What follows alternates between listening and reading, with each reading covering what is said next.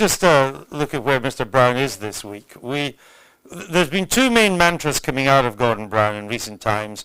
One is no more boom and bust. Well, that's bust. Second is Britain uniquely placed to do better than any other major economy in this recession.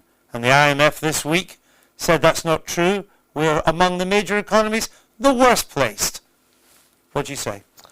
A slightly sticky wicket for my Prime Minister. A sticky wicket? Is that the best you can do? It's the best I can do. Very well. Michael? It's very bad. I mean, he's walked straight into this. I mean, it was obvious to anybody that we were worse placed, not better placed, yes, because we were so dependent on financial services.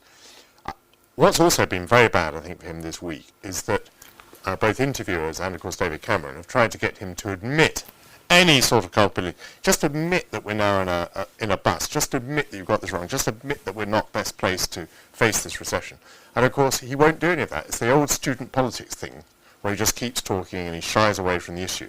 And I think that's had a big impact. I mean, particularly people writing about it have been very, very annoyed by this. They think, if Gordon Brown refuses to recognise the reality of the situation, then how on earth can he be capable of dealing with the situation? The latest poll, one coming out tomorrow, it shows that there's a majority of people that think the Tories would be better at handling the economy, and that's fatal. I mean, if that trend continues, I'm glad these people have worked out what the Tory economic policy is. Well, there's that. There is that.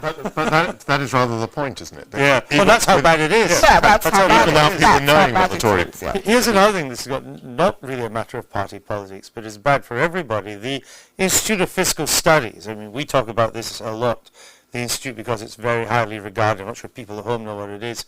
But the IFS has come out and said it will take 20 years to pay down all the debt that we're about to rack up. 20 years before we get back to a semblance of normality. Now that's terrible for us, because it's our debt, but it's terrible for whoever is in government.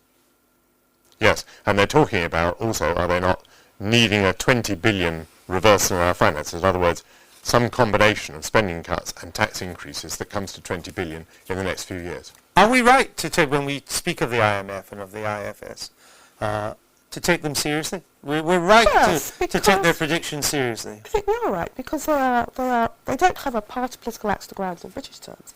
They are objective.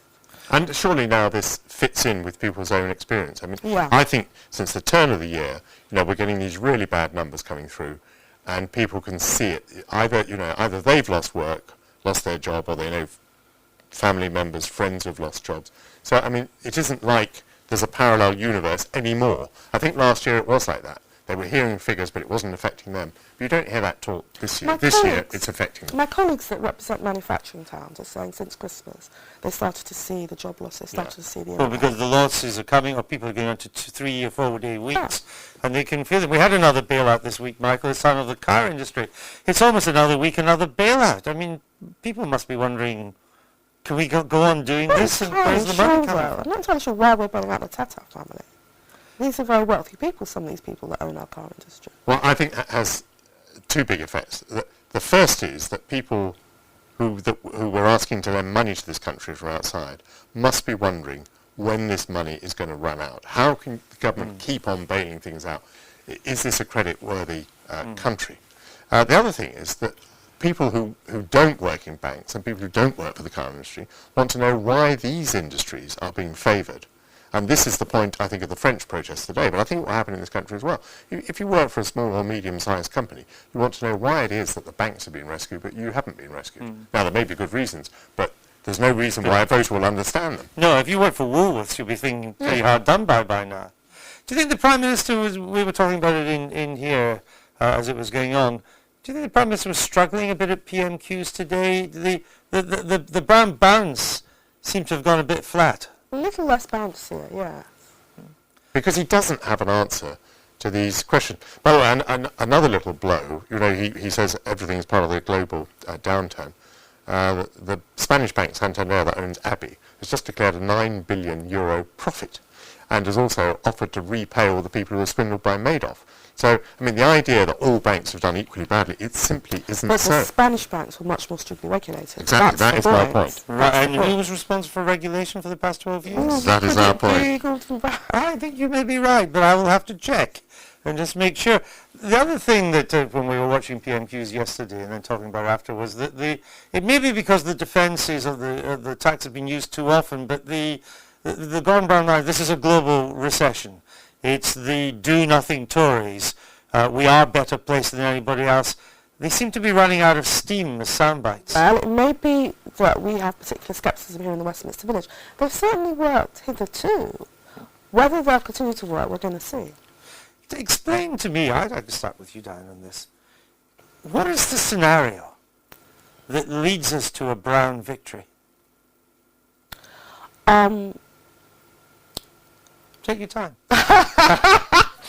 Well, no need to rush. a collapse. Hold on, I've got a cup of tea here. Well, people, in the end, amid all the sort of, blood and doom and disaster, look to a solid Scottish bank manager figure to comfort him in an hour of need. Does that work for you? So basically there isn't one, you're telling me. No, that is the scenario with two other things. If the Tories were still not thought to be credible, Yeah. and remember that the Tories have to do 6 or 7 percentage points better to win than Labour needs to do to win. So if you put those three things together, then Labour shouldn't give up hope. But No, it is getting worse. Have you given up hope of your spring election? I certainly have. Yeah. Okay, we just recalled that. Honesty always does you well on this programme. We've got to run out of time, but I want to... How's your man Obama doing? I think he's doing great. Yeah. I think he's doing That's a great. surprise. Why is he doing great?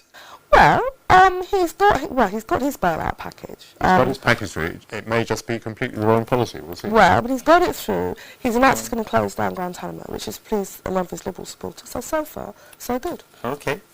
We shall see indeed. Is Michelle pregnant, do you think? No.